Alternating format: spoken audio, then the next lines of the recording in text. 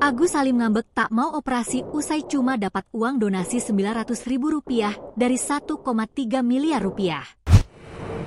Agus Salim korban penyiraman air keras kini ngambek tak mau operasi. Usai cuma dapat uang donasi Rp900.000 dari 1,3 miliar rupiah, kini Agus Salim ngambek dan stres. Agus Salim juga bahkan kini ngambek tak mau operasi dan ingin pulang ke daerah asalnya, Aceh.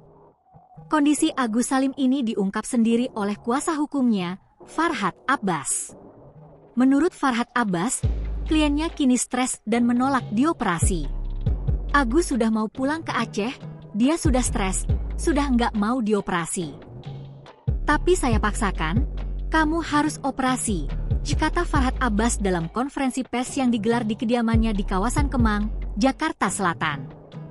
Penyebabnya karena ia terus-menerus mendapat hinaan dari orang-orang karena menggunakan uang donasi untuk membayar utang rumah dan belanja online.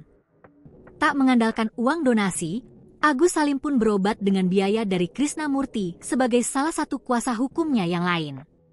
Mendapat bantaun dari Krisnamurti, Agus Salim sempat menangis. Baginya, inilah yang menjadi harapan dia mendapat pengobatan. Tapi belakangan, Agus Salim malah ngambek. Ia enggan dioperasi dan lebih memilih pulang ke Aceh. Sebenarnya bukan gara-gara enggak ada uang, tapi gara-gara dia stres.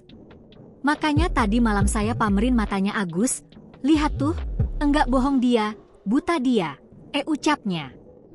Farhad Abbas pun mengimbau netizen untuk tidak lagi mencaci Agus Salim. Sebab, katanya, kliennya sering mengaji dan mendoakan para donaturnya.